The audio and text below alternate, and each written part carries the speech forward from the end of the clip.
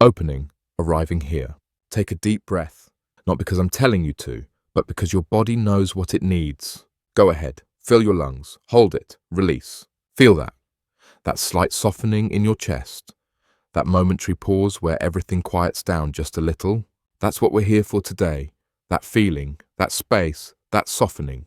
Right now, in this moment, you are exactly where you need to be, even if it doesn't feel like it. Even if every part of you is screaming that things should be different. Even if your mind is racing with all the things you should be doing instead of sitting here listening to this. You're exactly where you need to be. This isn't about giving up. It's not about being passive or letting life happen to you while you check out and stop caring. This is about something much more powerful. Something our culture has forgotten how to do. Something we've been taught to fear. This is about letting life be. Not controlling it, not forcing it, not white-knuckling your way through it. Just letting it be. For the next 30 to 40 minutes, we're going to explore what that means, what it feels like, why it's so hard, and why it might be the most important thing you ever learn. We're going to talk about the grip, about control, about fear, about surrender, about trust, about what happens when you finally let go. And maybe, just maybe, you'll walk away from this feeling a little lighter, a little freer, a little more willing to trust that life knows what it's doing, even when you don't. So settle in, get comfortable, let your shoulders drop, unclench your jaw, soften your belly.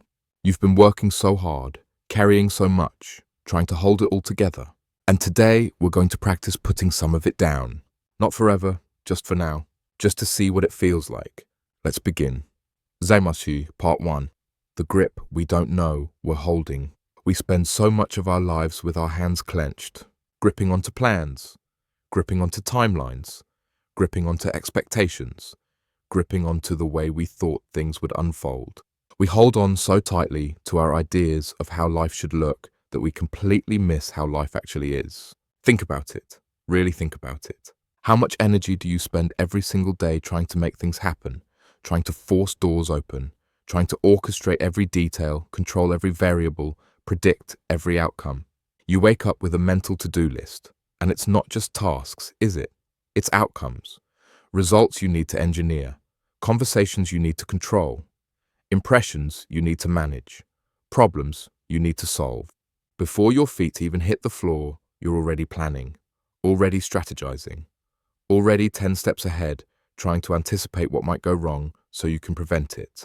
You're the director, the producer, the crew, and the cast of a movie that's already being filmed, and you're exhausted, bone deep exhausted. Not just physically, though that's part of it, but mentally, emotionally, spiritually. You're tired from all the controlling, all the forcing, all the trying to make things work out on your timeline, in your way, according to your plan. And here's the thing, it's not even working, because life has its own rhythm, its own timing, its own intelligence, and you can't hear it when you're too busy shouting directions. The grip isn't just physical, though it often shows up that way. Tight shoulders, clenched jaw, knotted stomach, shallow breathing. It's mental, the constant loop of thoughts, the planning, the worrying, the what-ifs, the analyzing, the trying to figure it all out. It's emotional, the anxiety about the future, the regret about the past, that constant low-level tension in your chest that tells you if you just try a little harder, push a little more, control a little better, you'll finally feel safe. But you won't, because control was always an illusion. Let me tell you what I mean. The moment you were born, actually, before that, the moment you were conceived, life began moving through you.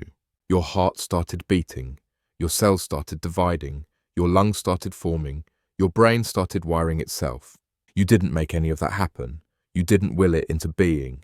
You didn't control it or direct it or manage it. It just happened. Life happened through you. And it still does, right now, this very second, without your permission, without your supervision, without your 5-year plan or your vision board or your carefully crafted strategy. Your heart is beating right now. You're not making it beat, it's just beating. Your lungs are breathing. You're not consciously directing each breath. It's just happening. Your food is digesting. Your blood is circulating. Your cells are regenerating. Your immune system is fighting off threats you'll never even know about.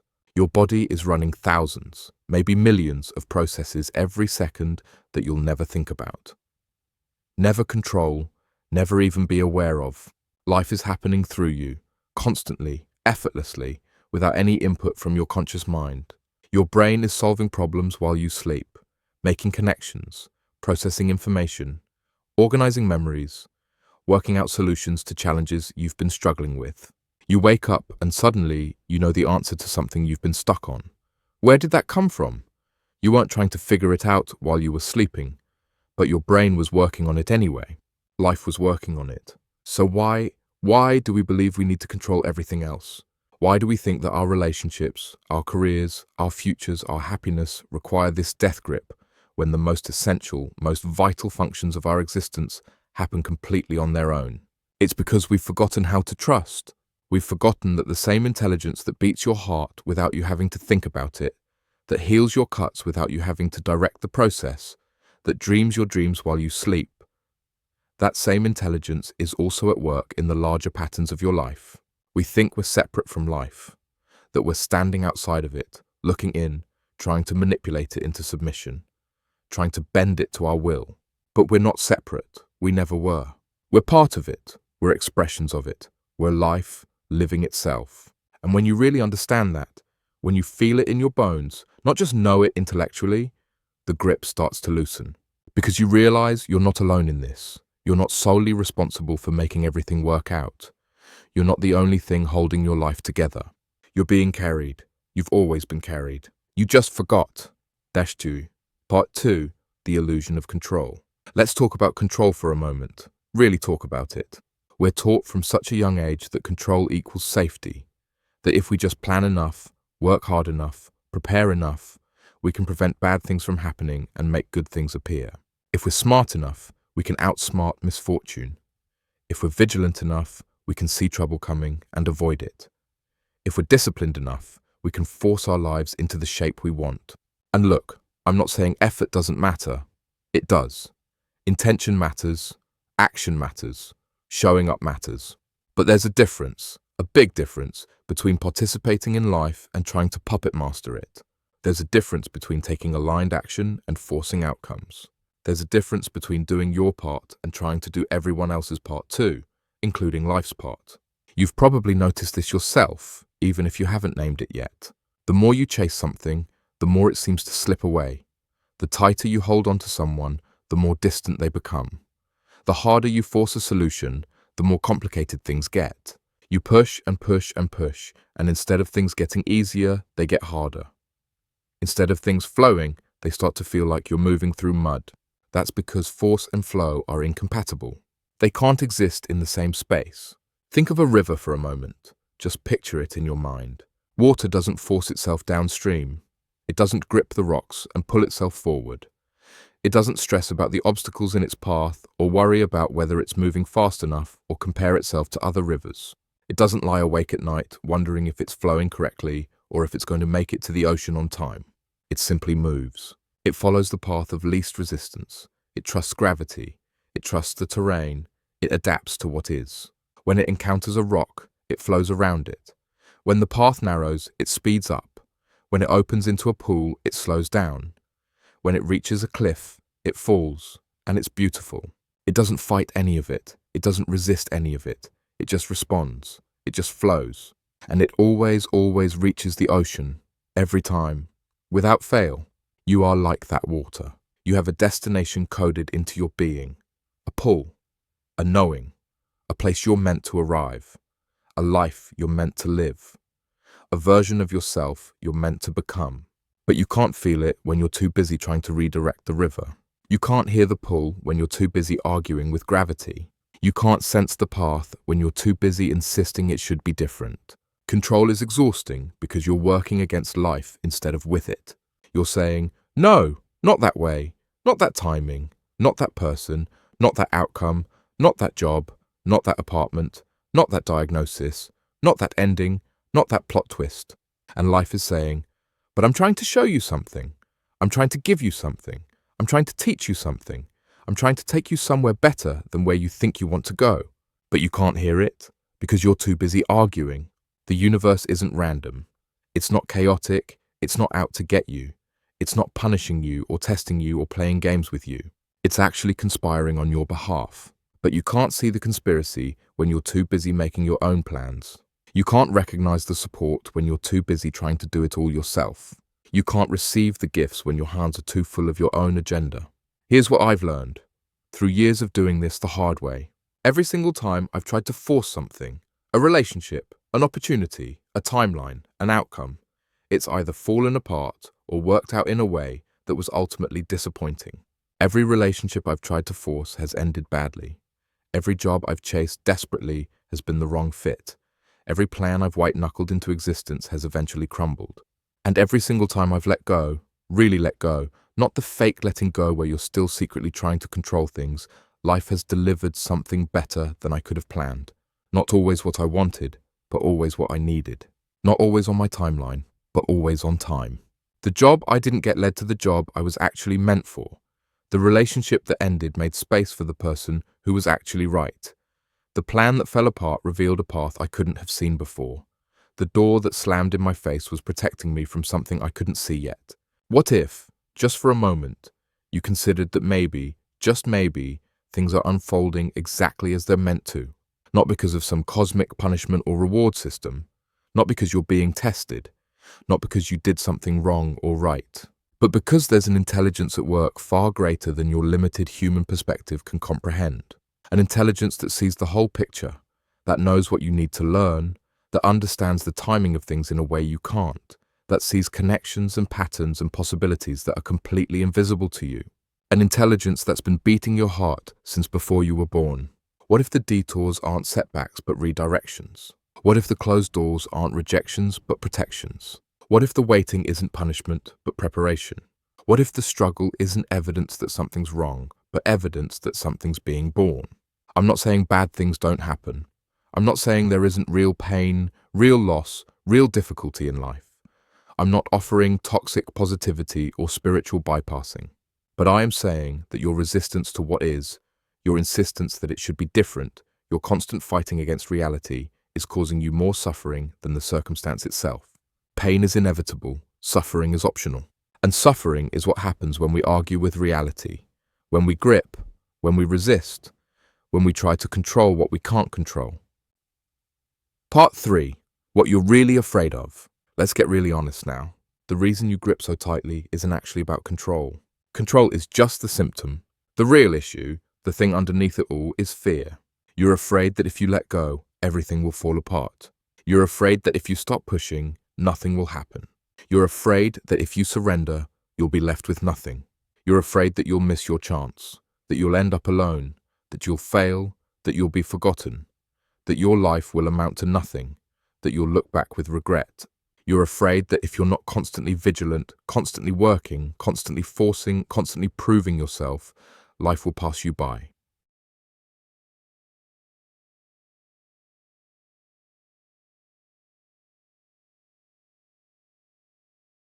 And I get it. I really, really do. Because we live in a world that worships hustle, that celebrates the grind, that tells you if you're not constantly doing, achieving, forcing, optimizing, improving, producing, you're falling behind. We've turned life into a competition, a race, a performance, a constant audition, and we've internalized the belief that our value is determined by our output. Our worth is measured by our achievements. Our right to rest must be earned. Our permission to simply be must be justified. We're not human beings anymore, we're human doings. And we've completely lost touch with the part of us that knows, that has always known, that we're worthy simply because we exist. So of course you're afraid to let go, because letting go feels like losing. Letting go feels like giving up, like being lazy, like not caring, like being irresponsible. Letting go feels dangerous in a world that's told you your entire life that your survival depends on your ability to control. But here's what that fear doesn't tell you.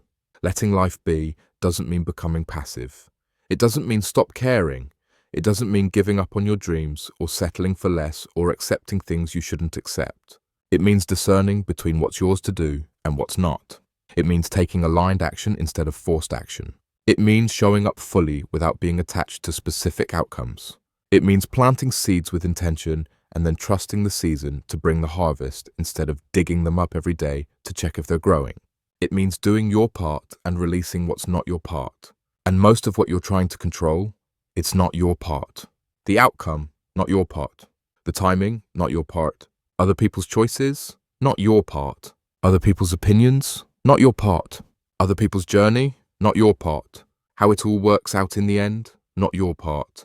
Your part is to show up, to do your best, to be honest, to be kind, to take action when action is yours to take, to speak truth when truth is yours to speak, to love when love is there to be given, and then to let go of the rest. You're afraid of stillness because you've been conditioned to believe that your worth is tied to your productivity, that your value comes from what you accomplish, not from who you are.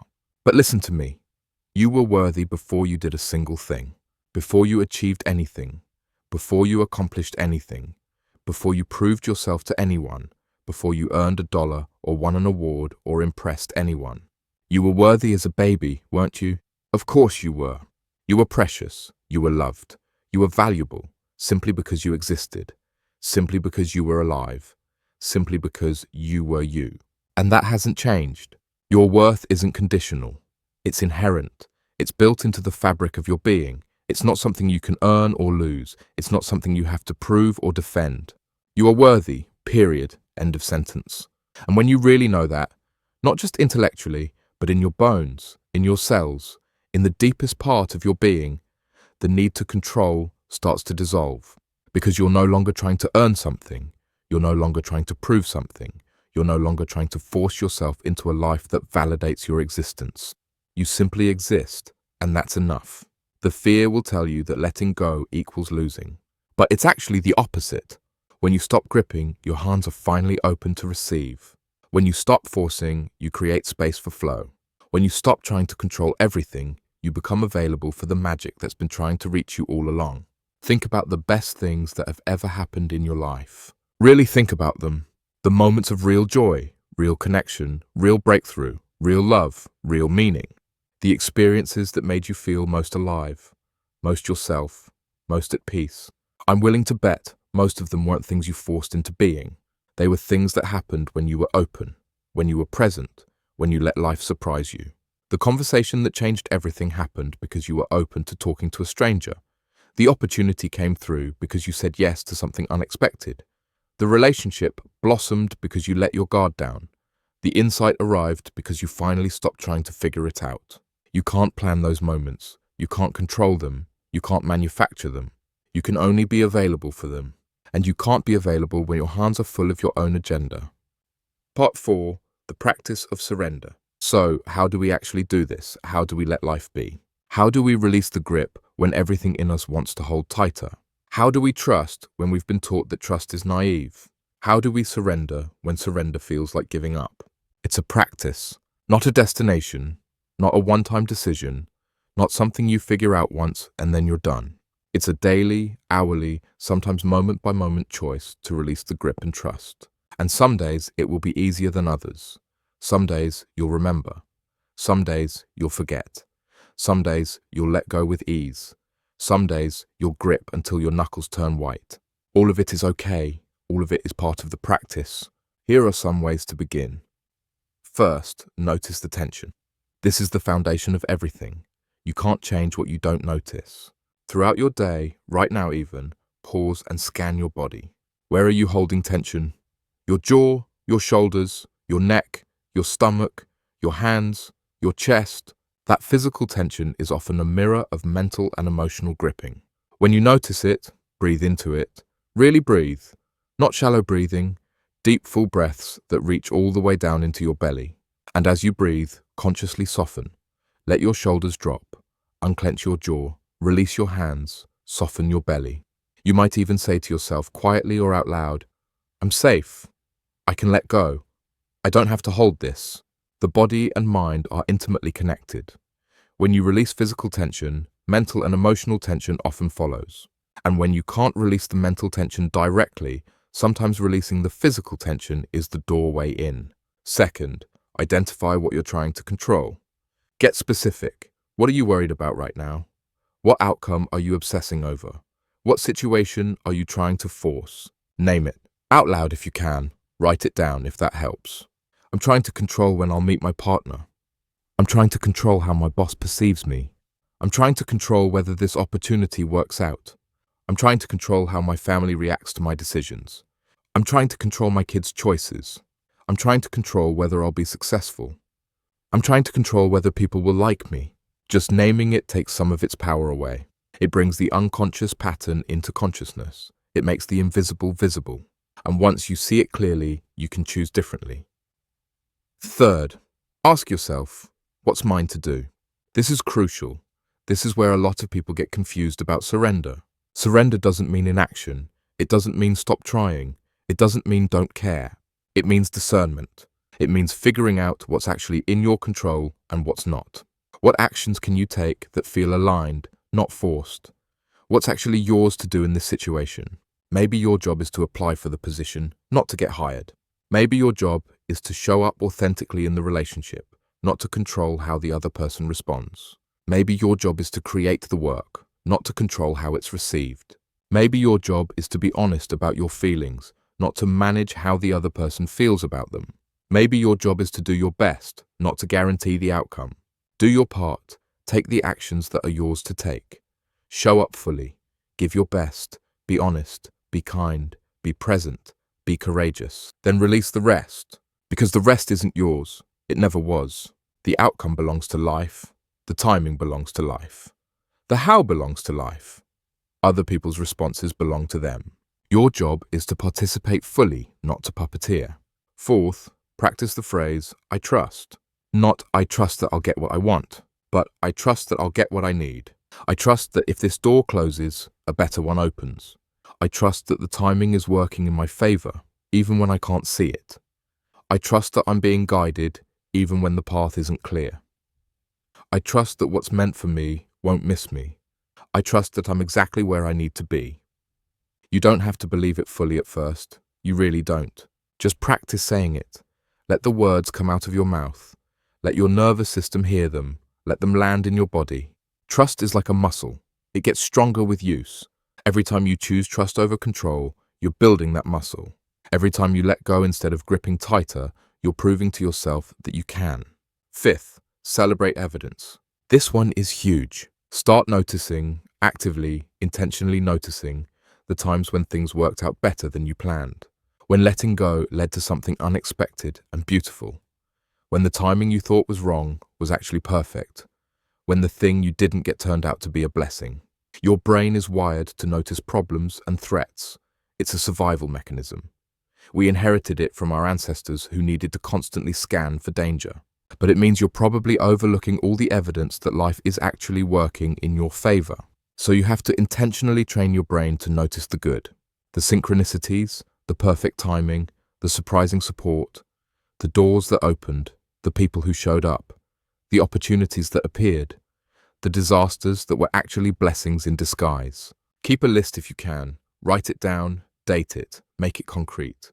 The job I didn't get in 2020 that I was devastated about turned out the company went under 6 months later.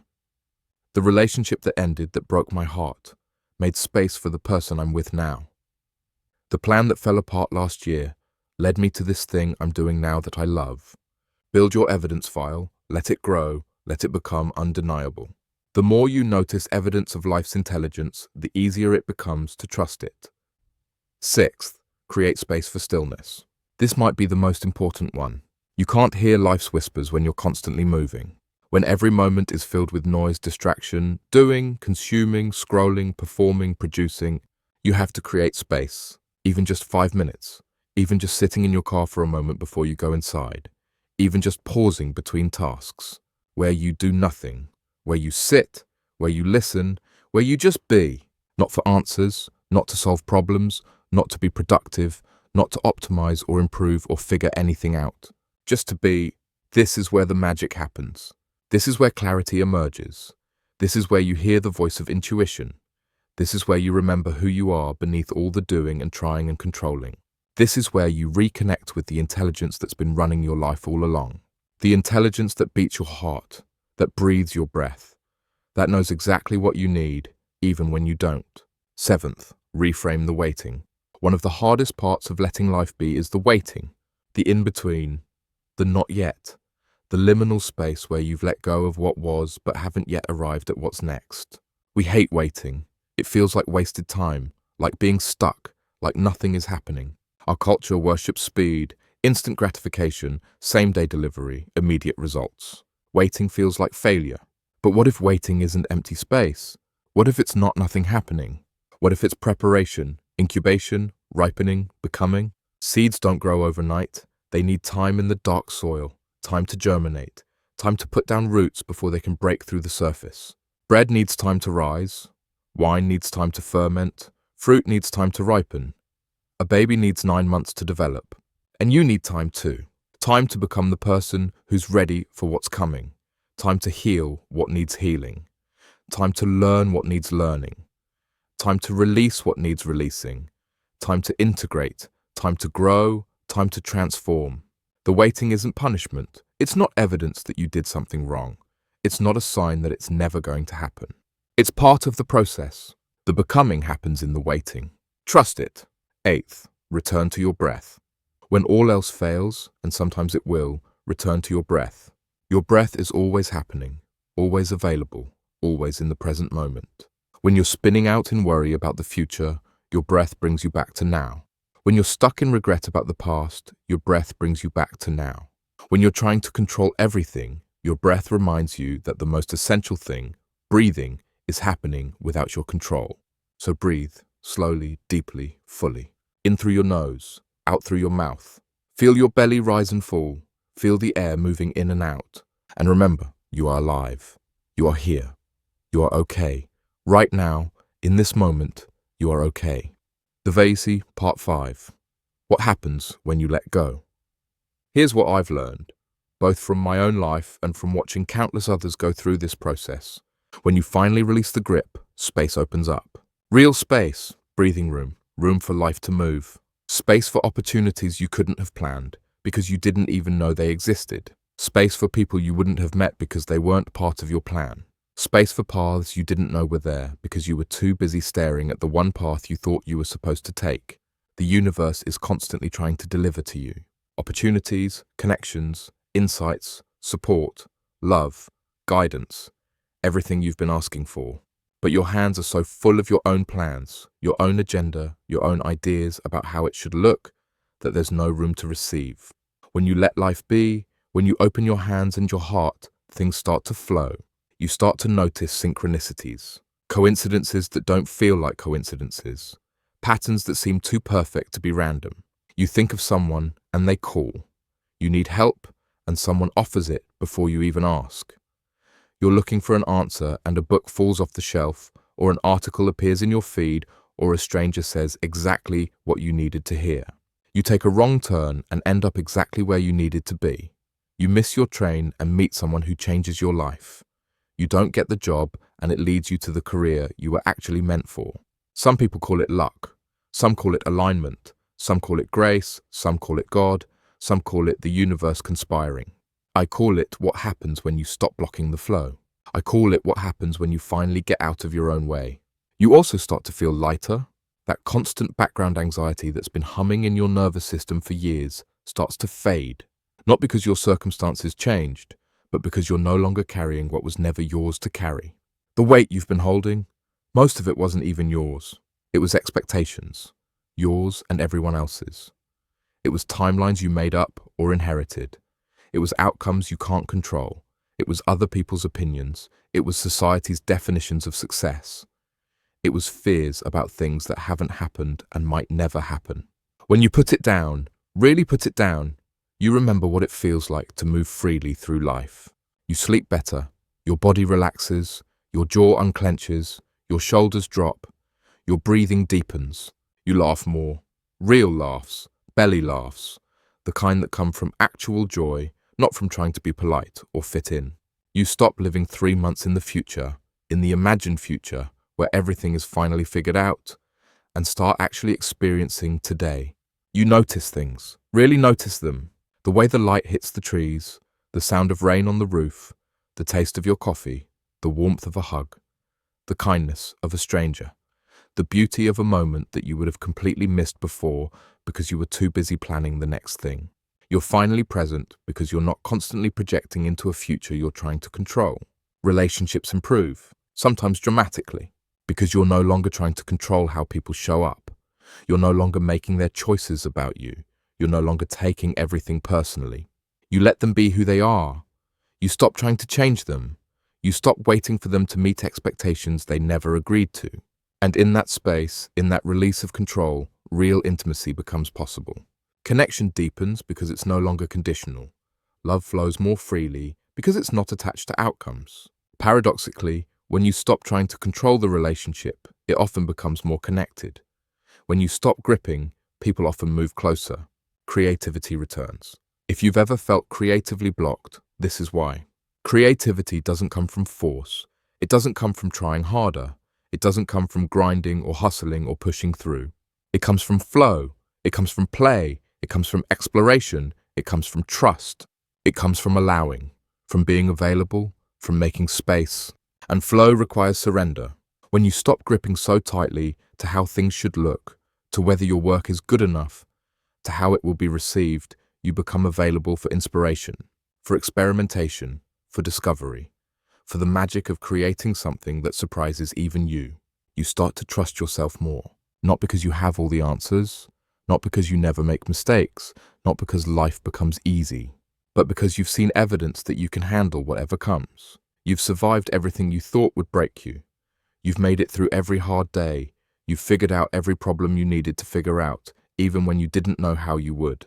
You've seen evidence that you're supported, that you're resilient, that you're stronger than you thought. You've seen evidence that life bends toward your growth, not your destruction. And here's the beautiful paradox. The less you try to control outcomes, the more aligned outcomes become. Not because you're manipulating anything, not because you've figured out some secret formula, not because you're using the law of attraction to manifest what you want, but because you're finally in harmony with life instead of at war with it. When you're in flow, when you're aligned, when you're trusting, doors open that you didn't even knock on. Opportunities appear that you weren't looking for. Support shows up that you didn't ask for. Things click into place with an ease that feels almost magical. Not because you're special, not because you're doing it right, not because the universe suddenly decided to favor you, but because you're finally allowing life to do what it does best, conspire on your behalf. Part 6. The hard days and how to navigate them. Let's be really real for a moment, because I don't want to paint some picture where you let go once and then life is perfect and you never struggle again. That's not how this works. You're going to forget all of this. You'll have a bad day, a scary diagnosis, a relationship ending, a plan falling apart, a betrayal, a loss, an unexpected plot twist that knocks you sideways, and your hands will clench right back up. The grip will return, maybe even stronger than before. You'll find yourself lying awake at 3 in the morning, mentally rehearsing conversations that haven't happened yet, planning contingencies for problems that might never arise, trying to figure it all out, trying to control the uncontrollable. You'll catch yourself forcing again, pushing again, trying to make something happen that isn't ready to happen yet. And that's okay. Really, it's okay. This isn't about perfection. This isn't about getting it right. This isn't about never gripping again. This is about practice. This is about noticing sooner, releasing faster, choosing trust more quickly. This is about being gentle with yourself when you forget. When you notice the grip returning, don't shame yourself. Don't make it mean you're failing at surrender. Don't tell yourself,